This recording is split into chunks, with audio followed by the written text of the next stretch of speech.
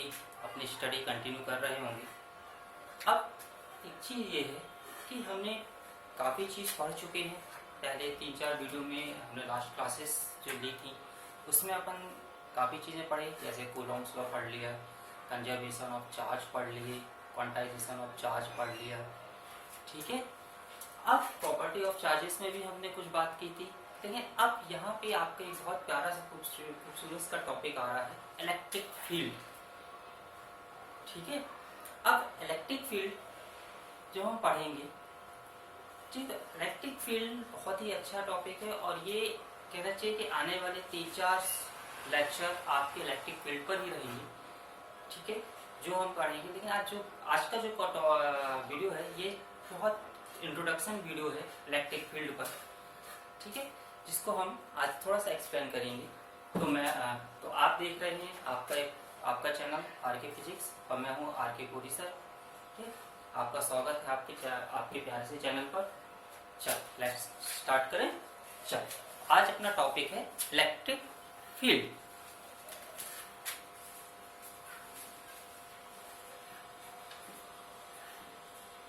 Electric field.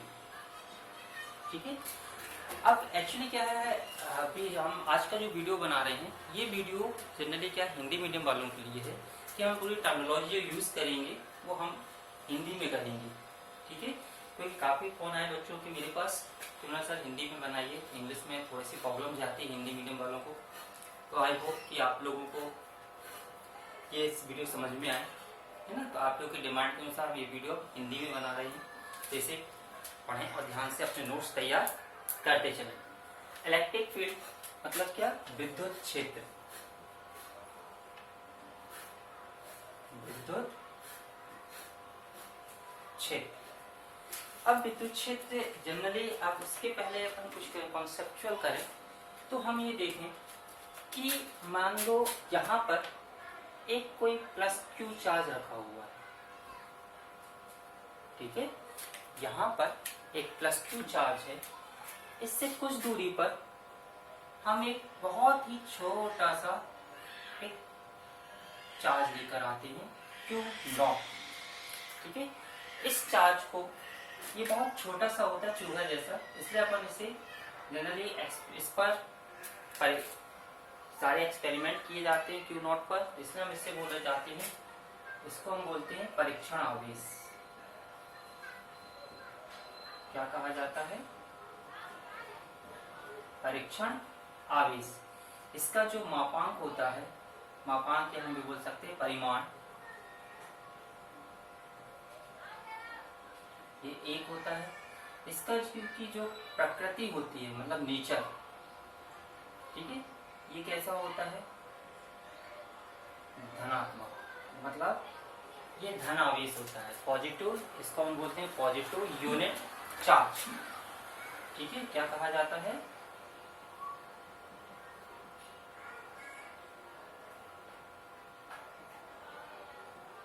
Positive unit charge. ठीक है, हम इसे बोल सकते हैं टेस्ट चार्ज, परीक्षण आवेश या टेस्ट चार्ज। टेस्ट चार्ज मतलब ये बहुत, इसका कहना चाहिए कि इसका जो परिमाण होता है ये यूनिट होता है। इसका उपयोग केवल हम एक्सपेरिमेंटल के तौर पर ही करते हैं। अब सपोज मान के चलो कि जब हम प्लस इस चार्ज के समीप एक टेस्टिंग चार्ज लेकर आते हैं तो अकॉर्डिंग टू कूलॉम्स लॉ, मतलब कूलॉम्स लॉ के अनुसार इस पर क्या होगा? एक फोर्स बल लगेगा जो कि इस दिशा में होगा। ठीक है, तो मतलब ये कि ये जो परीक्षण आवेश है ये क्या करेगा? इस आवेश से दूर भागेगा, इस दिशा में भागेगा। ठीक है, अब अगर हम इसको ढांक लें, मान के चलो कुछ देर के लिए ये आवेश नहीं दिख रहा, ढक गया। ठीक है, कहाँ ढक गया ना? हाँ, जैसे ये आवेश ढक गया तो क्या इस पर अभी भी इस पर बल कार्य करेगा? तो ऑब्वियसली आप कहेंगे कि हाँ, इस पर बल लगेगा, लेकिन ये आवेश तो दिख नहीं रहा, फिर इस पर बल क्यों लग रहा है? ठीक है, तो कहने का तात्पर्य कि आवेश ना दिखाई देने पर भी इस पर क्या हो रहा है? बल कार्य कर रहा है। मतलब कि ये जो प्लस क्यू चार्ज है ये अपने चारों ओर एक ऐसा क्षेत्र निर्मित कर रहा है कि उस क्षेत्र में अगर कोई भी चार्ज आता है तो वो उससे क्या होता है, प्रभावित होता है, चाहे तो वो उसकी तरफ अट्रैक्ट हो जाए, मतलब आकर्षित हो जाए, या उससे दूर चला जाए। ठीक है, तो उस क्षेत्र को हम बोलते हैं इस आवेश का विद्युत क्षेत्र। ठीक है, मतलब ये क्या कर रहा है, अपने चारों ओर एक क्षेत्र बना रहा है, मतलब एक फील्ड जनरेट कर रहा है। तो उस फील्ड को हम क्या बोलते हैं, विद्युत क्षेत्र। ठीक है, उस आप फील्ड को हम क्या कहेंगे, विद्युत क्षेत्र। अब ये प्लस भी हो सकता है, माइनस भी हो सकता है। हाँ, लेकिन ये है कि जो यूनिट चार्ज है ये हमेशा क्या रहेगा, पॉजिटिव ही रहेगा, ये कभी भी नेगेटिव नहीं हो सकता। ठीक है, अब यहाँ पे हम ये देखें, चार्ज है, इसकी अपनी कोई भी फील्ड नहीं होती है, मतलब ये बोल सकते हैं कि इसकी अपनी कोई भी फील्ड, मतलब क्षेत्र नहीं होता है। ठीक है, मतलब यूनिट चार्ज, टेस्टिंग चार्ज ले रहे हैं, इसका अपना कोई भी क्षेत्र या फील्ड नहीं होती है। ठीक है, अब यहाँ पे हम देखें कि अगर इस यूनिट चार्ज को हम यहाँ पे रखें तो क्या होगा, इसको इस दिशा में बल लगेगा। अगर हम यहाँ पे रखें तो इस दिशा में बल लगेगा। ठीक है, मतलब ये कि जो धनात्मक धनावेश होता है, इसमें जो विद्युत क्षेत्र है ये कैसा होता है, त्रिज्यीय बाहर की ओर होता है। मतलब इसको अगर हम इस डायग्राम के थ्रू इस प्रकार से समझें, ठीक है, इसको आप राइट कर लीजिएगा कि जो पॉजिटिव चार्ज है, ठीक है, इसका जो विद्युत क्षेत्र होता है ये त्रिज्यीय बाहर की ओर होता है।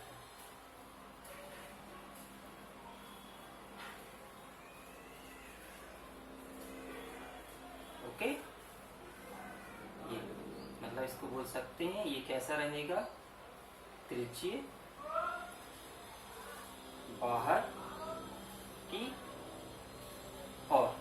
और जो नेगेटिव चार्ज है, इसका जो विद्युत क्षेत्र है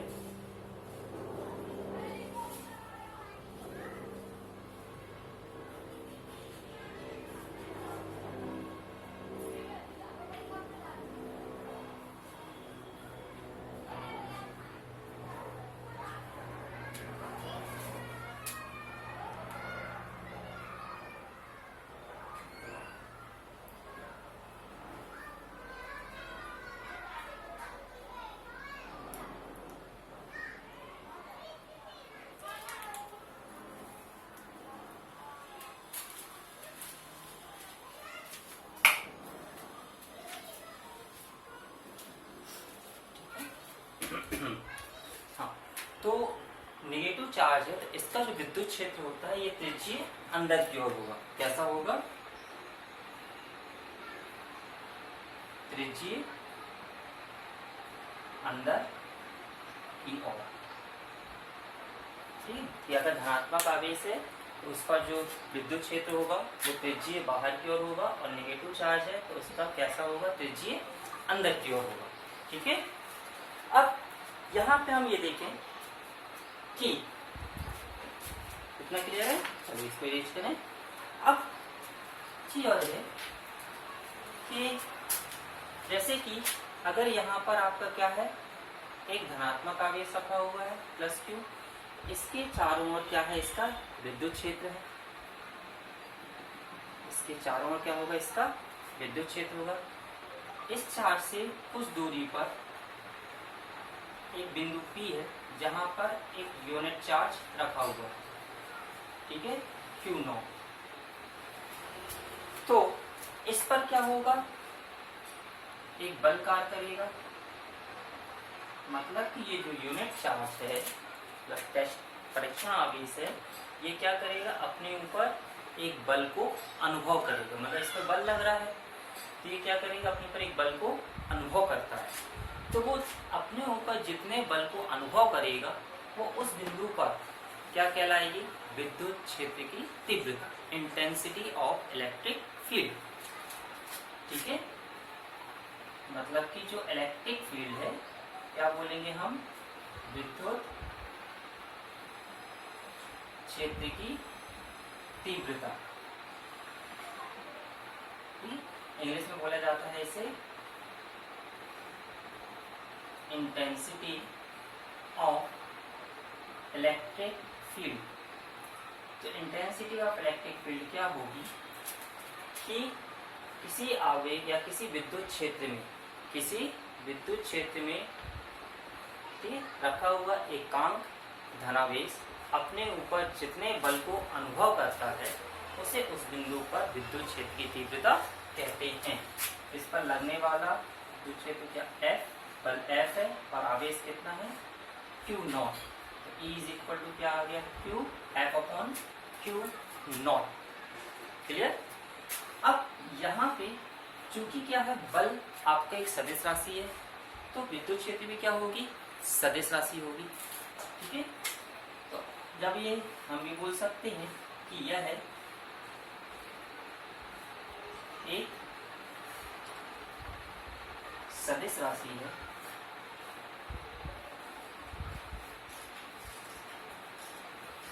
इसकी दिशा, ठीक है, लगने वाले बल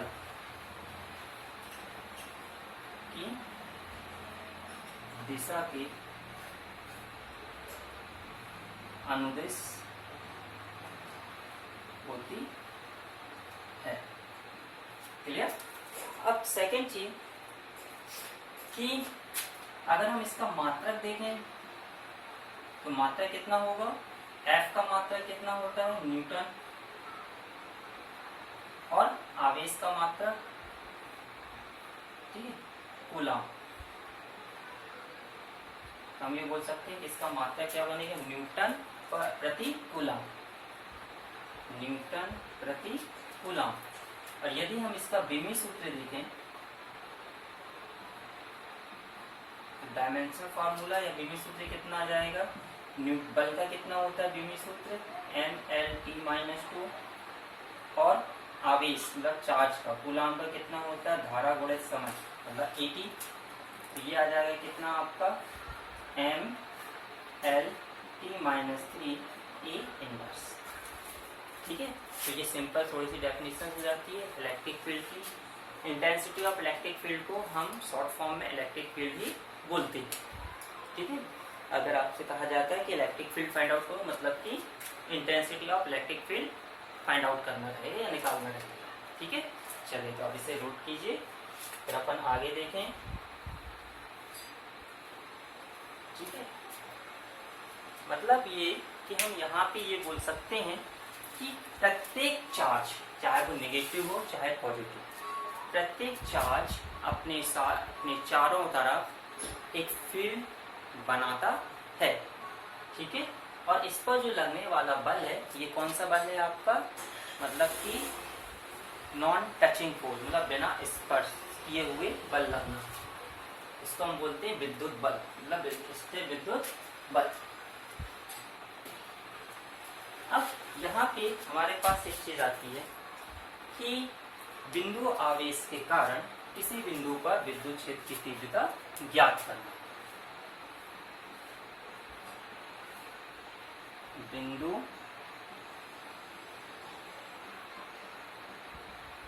आवेश के कारण किसी बिंदु पर विद्युत क्षेत्र की तीव्रता कितनी होगी? तो हम मान लें कि माना वायु या निर्वात में बिंदु O पर एक प्लस Q चार्ज रखा हुआ है। ठीक, तो यहाँ बिंदु O पर हमने क्या किया? एक प्लस Q चार्ज रखा है। ठीक है, बिंदु O पर क्या हुआ, एक प्लस Q चार्ज रखा है। इससे R दूरी पर एक बिंदु है P, जहां पर हमें विद्युत क्षेत्र की तीव्रता ज्ञात करनी है। तो हमने क्या किया, इसके लिए बिंदु P पर एक परीक्षण आवेश Q0 की हम कल्पना करते हैं। ठीक है, कि माना कि बिंदु हाँ है, तब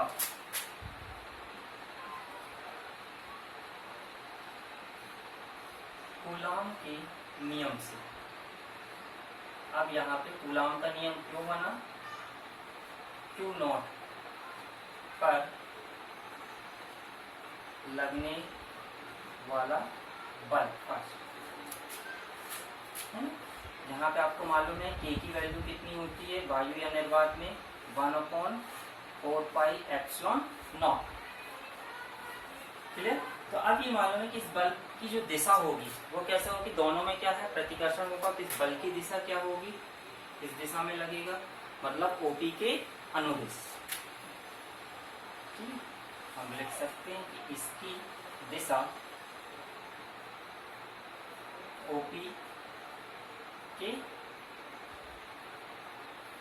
अनुदिश होगी। ठीक है, अब यहाँ पे हमें बोले कि बिंदु P पर विद्युत क्षेत्र की तीव्रता,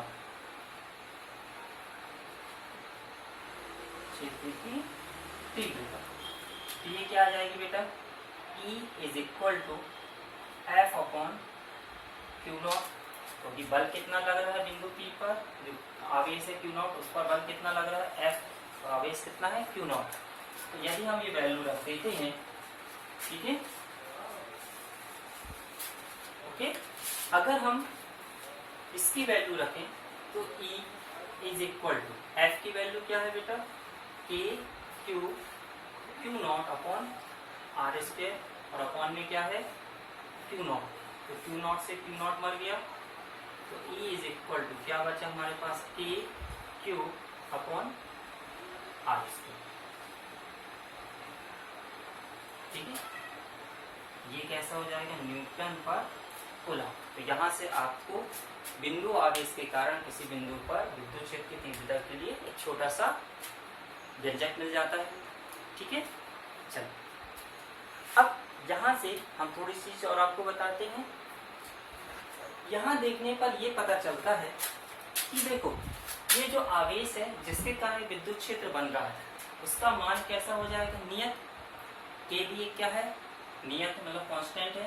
तो हम यहाँ पे ये बोल सकते हैं कि जो E है मतलब विद्युत क्षेत्र है ये इनवर्स प्रोपोर्शनल हो जाता है R² के।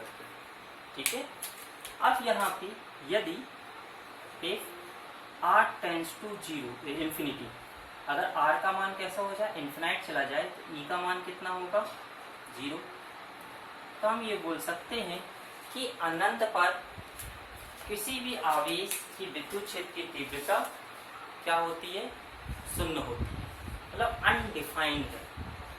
ठीक है, मतलब अनडिफाइंड मतलब कोई परिभाषित ही नहीं है कि अनंत पर उसकी विद्युत क्षेत्र की तीव्रता कितनी होगी, क्योंकि दूरी के साथ क्या इनवर्स प्रोपोर्शनल है, जैसे जैसे दूरी बढ़ेगी विद्युत क्षेत्र की तीव्रता क्या होगी, कम होती जाएगी, और अनंत पर कितनी हो जाएगी 0, मतलब कि हम ये बोल सकते हैं अनडिफाइंड। ठीक है, इरेज करते हैं हम इसे।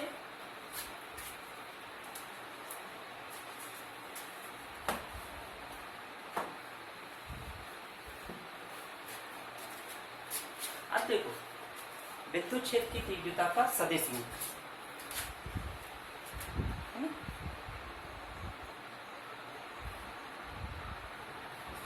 इसमें लिखें विद्युत क्षेत्र की तीव्रता का सदिश रूप।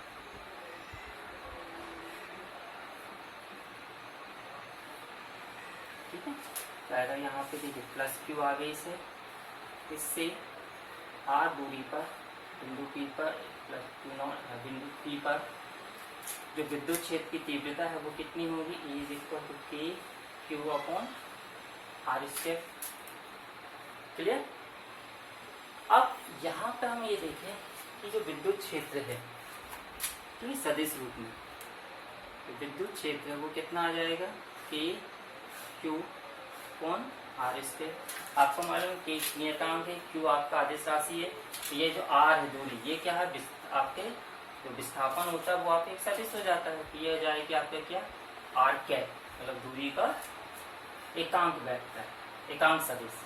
तो आपको पता है एकांक सदिश कितना हो जाएगा, सदिश आर अपॉन मोड सदिश आर।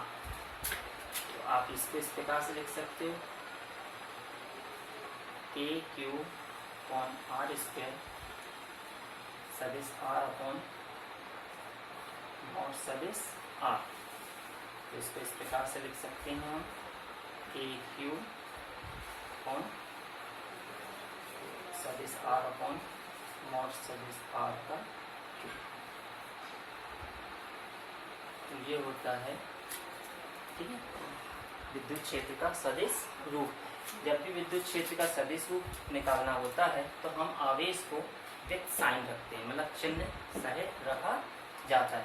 मतलब इसमें जब भी आप इसे फाइंड आउट करोगे तो जो आवेश है, ठीक है, आवेश को हम क्या करते हैं, विथ साइन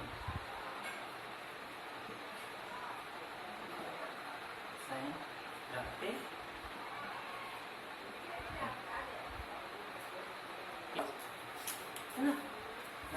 अध्यारोपण हमने कूलॉम्स के नियम में भी पढ़ा रहा है। अध्यारोपण का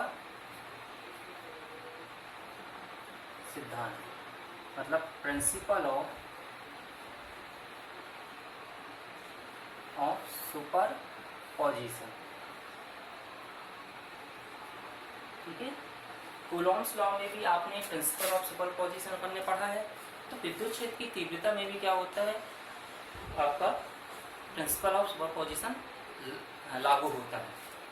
तो क्या होता है कि मान के चलिए कि आपके 3 चार्ज हैं, एक Q1 है, ठीक है, एक Q2 है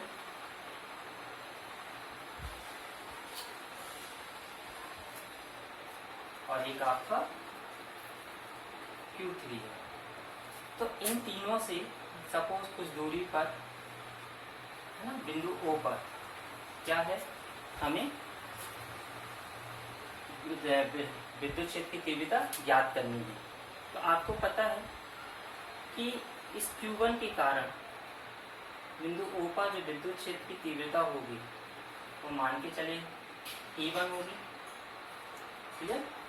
Q3 के कारण जो विद्युत क्षेत्र की तीव्रता होगी और एक Q2 के कारण विद्युत क्षेत्र की तीव्रता होगी, T2 और E3। तो बिंदु O पर जो परिणामी तीव्रता है, O पर परिणामी तीव्रता ये क्या होगी, E नेट। ये अलग अलग आवेशों के कारण बिंदु P पर जो विद्युत क्षेत्र की तीव्रता है इन सब का सदिश योग के बराबर होगी। मतलब E net is equal to E1 plus E2 plus E3। इसे ही कहा जाता है आपका अध्यारोपण का सिद्धांत, ठीक है। अब इसी में हम एक आध क्वेश्चंस करते हैं, छोटे छोटे से। इरेज करें इसे, आप वीडियो पॉज करके लिख लीजिएगा।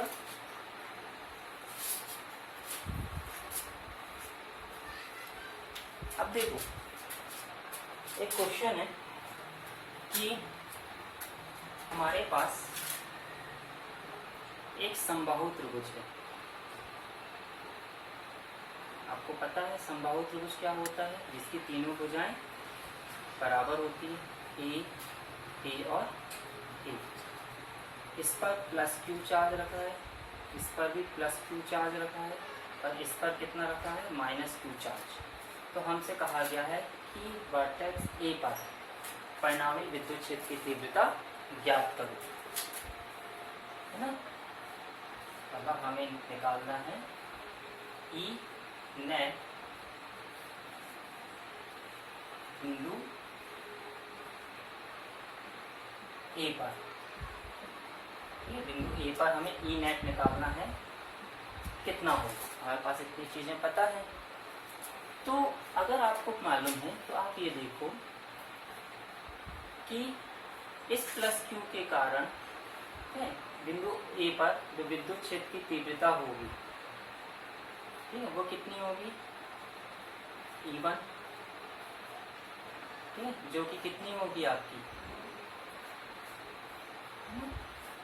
E1 कितनी हो जाएगी आपकी, के क्यू ऑन, और दूरी कितनी है, ए स्क्वायर, और दिशा क्या रहेगी, इस ऑफ, ठीक है। और इस माइनस क्यू के कारण, ठीक है, मोड में निकाल रहे हैं, E2 के Q on A square.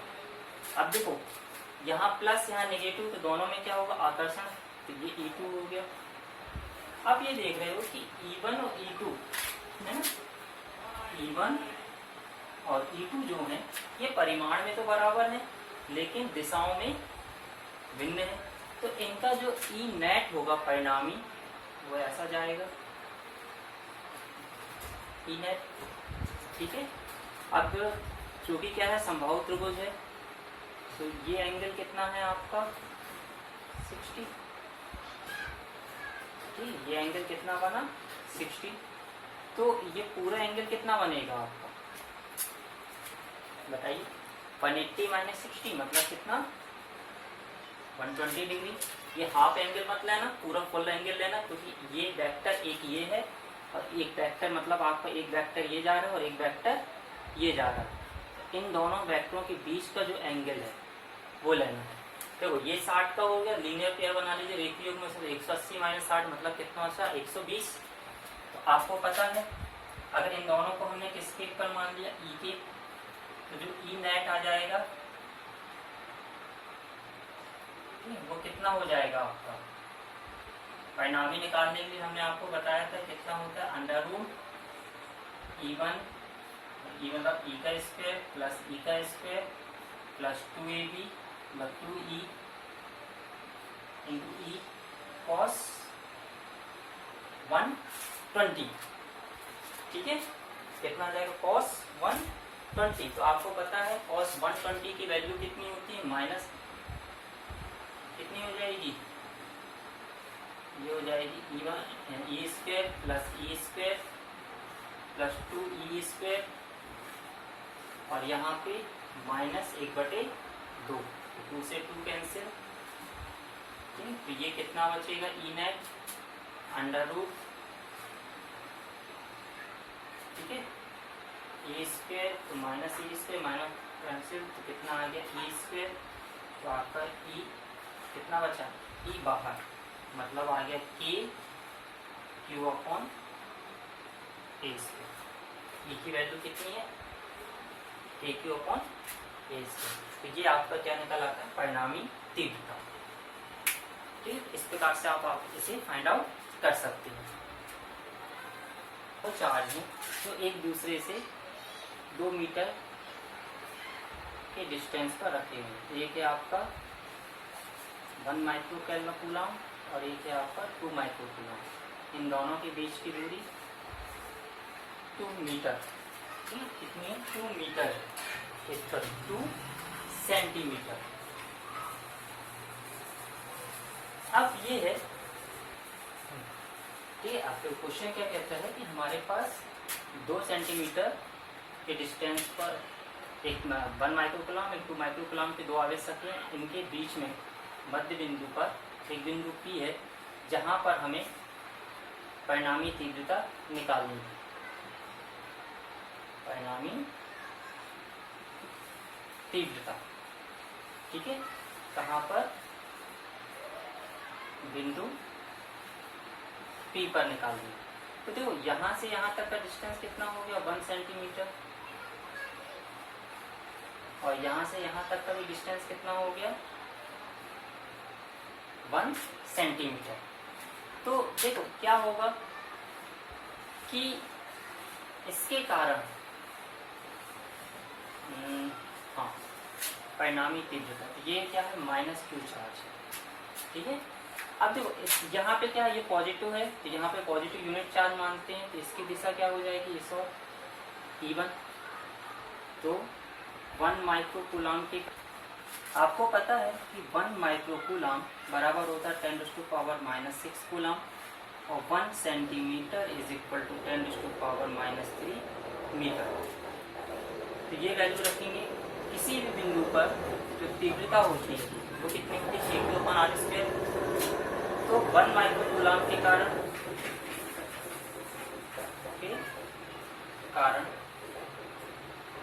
P पर तीव्रता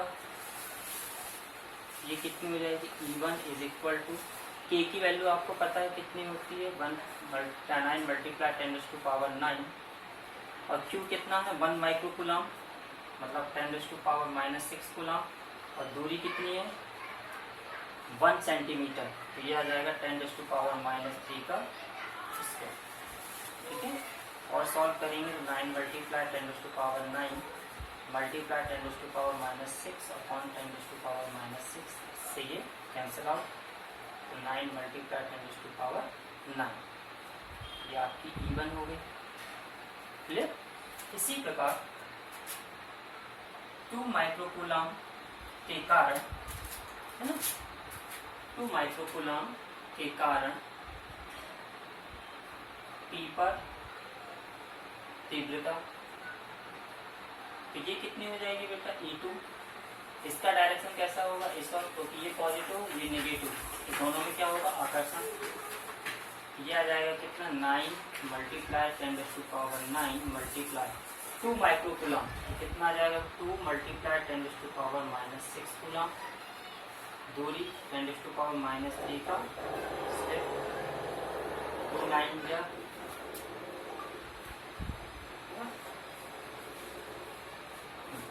2 9 जा कितना हो गया 18 मल्टीप्लाई 10⁻⁹ मल्टीप्लाई 10⁻⁻6 अपॉन 10⁻⁻6, तो इससे ये कैंसिल, तो बचा क्या 18 मल्टीप्लाई 10⁻⁹, ये हो गया आपकी E2।